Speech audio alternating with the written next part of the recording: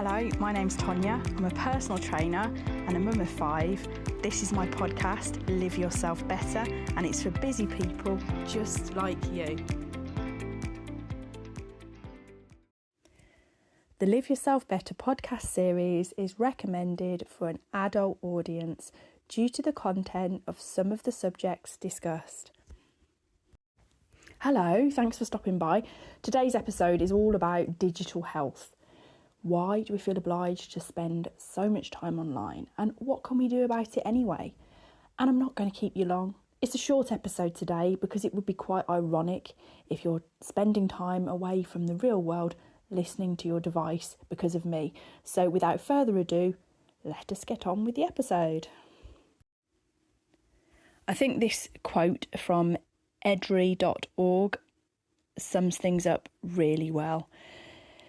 Big tech conglomerates have built as many artificial roadblocks as possible to trick people into staying on their platforms. The sheer volume of users creates an invisible lock-in effect so that even those who want to leave won't for fear of losing connections. So when we think about it, what's actually behind the desire to stay online longer than we want to is actually quite sinister. And it is true that there are people employed by big tech corporations whose job it is to try and ensure that we stay online for as long as possible.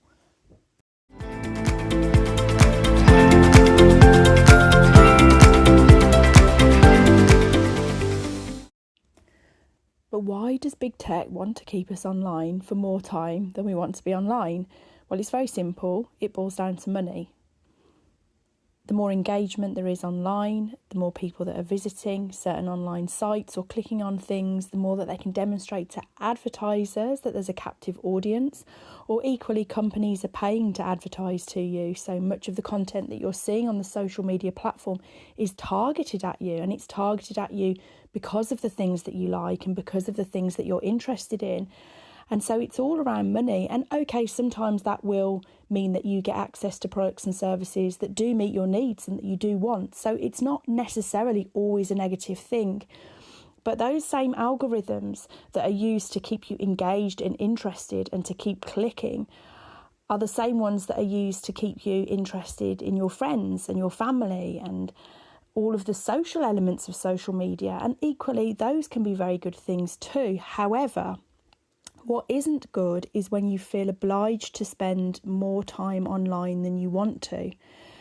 When you feel obliged to be liking and commenting on things, or when you feel like people will be upset if you haven't noticed something, and then maybe it feels like more work, and then maybe you're concerned about liking something of someone's and missing something of someone else's, and that it might be interpreted in the wrong way, and it's just such a mess. Your mind can just get totally taken over by social media. But why is that? Why can our mind become so easily engaged? What's going on? In order to help explain what's going on, I'll refer to a lady called Dr. Anna Lemke, who wrote a book called Dopamine Nation. And in the book, she explains something about our digital dependency. We're all addicts to a degree. This is as quoted in The Guardian. She calls the smartphone the modern day hypodermic needle. We turn to it for its quick hits, seeking attention, validation and distraction with each swipe, like and tweet.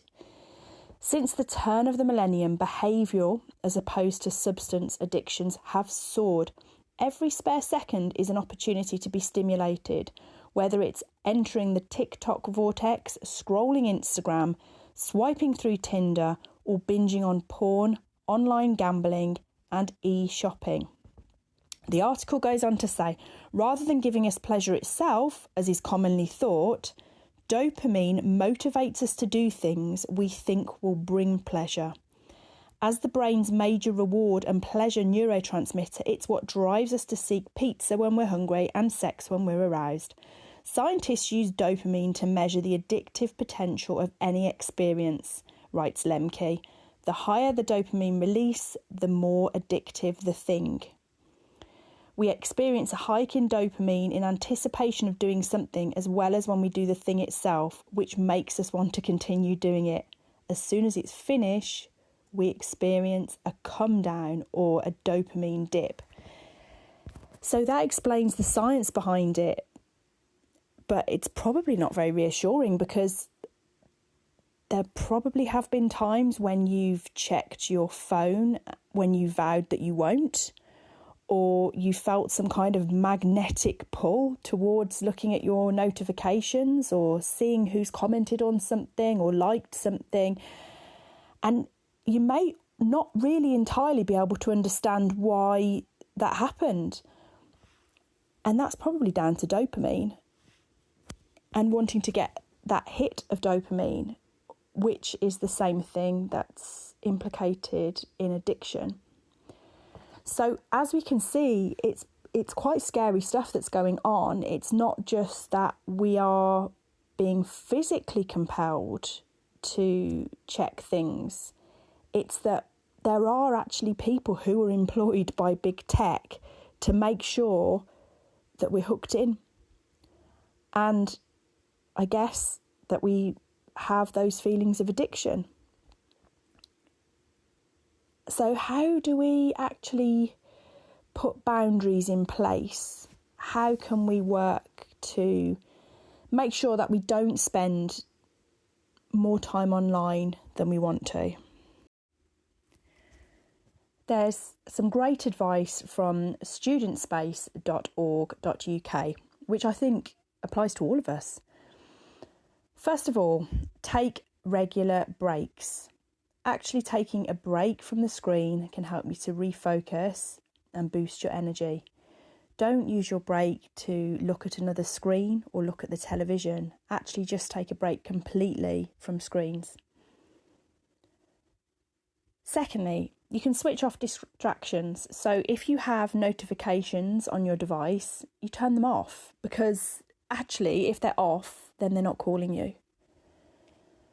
Make sure you turn off all screens at least an hour before bedtime. I'd say more than an hour ideally, because then it allows your mind the time to switch off. And also the light on screens can stimulate you and actually create an anti-sleep environment. So the earlier that you can switch off from screens, the better. Don't be tempted to be doing like late night emails just to check. Say to yourself, can this wait until the morning? Do I need to reply to this now? The other thing is to be mindful of how much time you're spending on the screen. You can actually use digital wellbeing apps on your phone. There are some apps which will cut off the internet, I believe, after a certain period of time. So if you find those kind of things useful, then definitely implement them. And do keep a check on that time you're spending, because invariably it will maybe more than you think. I find that I spend more time than I would guess online, but I have taken steps to reduce that, and I'll talk about that in a minute. Another suggestion from Student Space is to monitor the impact of activities on your mood.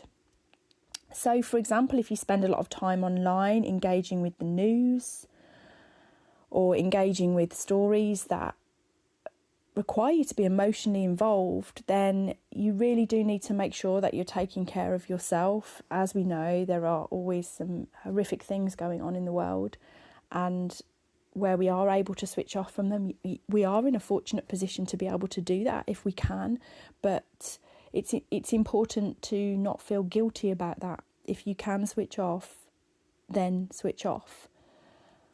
And there are other ways to help and support causes. If you're able to donate to a cause, if you're able to give your time, if you're able to sign a petition or write a letter, you can do those things. Simply passively watching the news and absorbing all of those difficult emotions is probably not healthy anyway. So for me, what I've done is I've tried to implement for myself routines about being online. And there are certain times of the day when I'll switch off. And usually in the school holidays, I will try to go online less so that I can spend the time more so with the children. I'm fortunate in that respect because the work I do, it does lend itself to me being able to do that. And I know that that's not the case for everybody. So I think the important thing is to try and maybe have some off time where you switch the devices off, put your phone in the drawer, put your phone in the cupboard, give your phone to someone else, and just devote a certain amount of time in the day to not being online and try not to think about being online. And the other thing as well, in terms of boundaries, is stop apologising if you haven't replied to someone for 2 hours, if you haven't replied to someone for a day. You don't need to, unless you'd promised to come back to someone in that time frame. There's really no need for us to be making excuses for not having replied in super fast time. Just because the internet works that way, it doesn't mean that we have to. And again, the apps, things like WhatsApp, which will tell you when someone's read a message, and that's not the only one, there are many. If you can switch those things off, switch it off. Do you need to know when someone read your message? Does it make a difference? Because ultimately, someone reading something doesn't really tell you anything about when they're going to reply. And unless you sit there and watch out for when they're typing. But actually taking a step away from those things and thinking, well, they'll reply when they can, as I will too. And sometimes we put pressures on ourselves that aren't there and that we imagine are there. But in reality, people accept one another and don't have those concerns about having to hear back from somebody really promptly. So yeah, there's that, I think. And perhaps we have to parent ourselves a little bit too. I've been talking about this recently with a good friend. It's really easy to have no boundaries. It's really easy to keep checking the phone. It's really easy to look at it late at night in your bed. And if we're not strict with ourselves, and remember, we're fighting against this dopamine hit, what they're doing in big tech. There's so much, it's us against that. But if we're not disciplined with ourselves, then no one else is going to be. Because the demands are there. They're always there. And that's why you have to be strict about it. If it helps to write down a schedule and say, this week I will switch my phone off after 8 p.m. and give yourself a written commitment to do it, then do it. Something else that can help is potentially, if you like reading to get off to sleep, read a book. Don't read it off a screen. Read it from an actual book. Have a reading light in your room, and make sure your phone doesn't come into the bedroom with you. You can have rules like that. We have rules about there's no phones at the dinner table, and there never has been. That's something that I'm really quite strict about. But that doesn't mean to say that when I'm on my own eating that I haven't been on my phone, because I have, especially if I'm thinking, oh, I can eat this food and do this task at the same time. Bonus. It's 2 for 1. I don't get any free time out of it though. All that means is I'll just move on to do another task when I've finished half eating my food. So things like mindful eating, which I have written a blog post about on my website, that all ties into digital health as well, because if we learn to do that and we learn to have fewer distractions and just to generally slow down and take care of ourselves and take a breath, then we can begin to feel less pressure and less obligation to be in spaces online that we don't want to be in at that time. Another tip that I have is to get a not smartphone, or as they're referred to, a dumb phone, which means that you can do the basic functions such as texting, calling. You can use your phone as an alarm. There's even some games on there. I've got a Nokia, which is like an old Nokia, but it's the 2019 one, so it's kind of a small version, but very basic, and all of the relevant people have got the phone number, any emergency contacts that need it, such as the children's schools. And it does mean that during the daytimes I can actually switch off my smartphone. I've actually got 2 smartphones. One's for my personal training and one's for my day-to-day life. So I've ended up with 3, but yes, that might seem extreme. However, the not smartphone cost me £2 a month. It was from Sky Mobile. It was a special offer. Obviously, there are other mobile providers available, not an advert. But it just works really well for me because it actually gives me that physical barrier to being able to get online. And it's especially useful if you're waiting for something, waiting in a queue, in the doctor's surgery, if you're out in a restaurant, if you're out at a wedding or an event, then it stops the phone fiddling. And in part, we know that there are forces that are working on us that we don't really understand, such as big tech pulling us in to want to check our phone more, that fear of missing out, or almost like hypervigilance. But if you can't do it, you can't do it. And people can still get hold of you. So I really recommend that. It's worked for me. But of course, not everybody needs to go to those measures. It's just something that I found helpful. And I really do think that there's a place for more conversation and more eye contact. It's actually really sad, if you go out to a pub or a restaurant and you look around and the majority of people are on their phones. And that's a difficult thing because we're being pulled to be on our phones. I'm not putting that on people. I think it's just something that's happened to us. But there are things that we can do about it. And don't get me wrong, I think the internet is fantastic in so many ways. It connects us to people that we wouldn't be able to see normally day to day. Landline phones really didn't hit it like that, did they? You couldn't see somebody's photos who lives on the other side of the world. You couldn't keep in contact with people for free, basically. Obviously, you pay your internet costs, but there's no additional costs for making those long distance calls like there used to be. So it's a fantastic resource and it does connect us together and bring together so much information. But at the same time, we do need to be mindful of using it appropriately. You can find my website, liveyoubetter.biz. That's live, LIVEUYOU, better, BETTER.BIZ. On there, you'll find links to all of my social medias, information about me, how we can work together, and you can also subscribe to the website by email to receive exclusive offers, newsletters and updates from me. See you soon.